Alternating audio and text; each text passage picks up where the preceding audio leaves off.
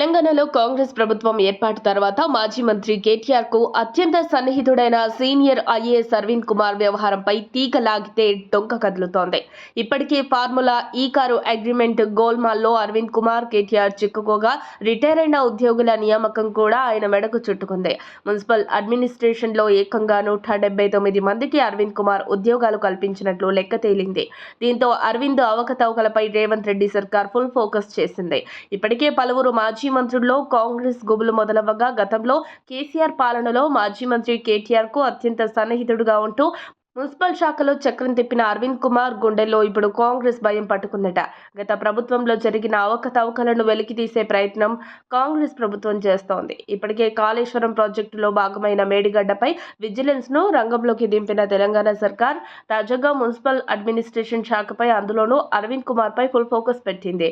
పలు శాఖల్లో కలిపి 1049 మంది రిటైర్ అయిన అధికారులుంటే కేవలం అరవింద్ కుమార్ కు సంబంధించిన మున్సిపల్ శాఖలో ఏకంగా 179 మంది రిటైర్డ్ అధికారులు ఉద్యోగాల్లో ఎంజాయ్ చేస్తున్నట్లు సర్కార్కు లెక్క తేలింది.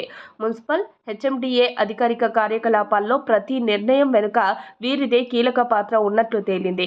వీరి కనుసన్నల్లో కోట్ల రూపాయల అవినీతి జరిగిందని ప్రభుత్వానికి ప్రాథమికంగా సమాచారం అందినట్లు తెలుస్తోంది.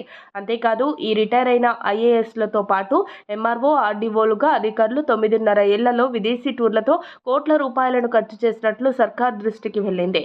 అరవింద్ కుమార్ కీలక హోదాలో ఉంటూ ప్రజాధనాన్ని దుర్వినియోగం చేయడం, ప్రభుత్వ సర్వీస్ రూల్స్ కు విరుద్ధంగా రిటైర్డ్ అధికారులకు కీలక బాధ్యతలు అప్పగించడంపై తెలంగాణ ప్రభుత్వం సీరియస్ గా ఉంది. ఆయన తీసుకున్న మిగిలిన నిర్ణయాలపై కూడా సర్కార్ తీగ లాగుతోంది. ఇప్పటికే formula E car race agreement లో కేటీఆర్ సన్నిహితుడు అరవింద్ కుమార్ గోల్మాల్ చేశారని ప్రభుత్వం బయటపెట్టింది.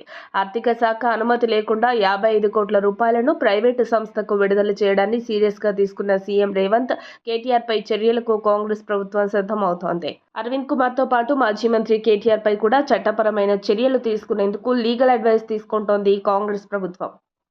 మరిన్ని అప్డేట్స్ కోసం మా కాయ్ టీవీని సబ్స్క్రైబ్ చేసుకోండి. మా వీడియో కనుక మీకు నచ్చినట్లయితే లైక్ చేయండి, షేర్ చేయండి. మీ విలువైన అభిప్రాయాలను కామెంట్ బాక్స్లో తెలియజేయండి.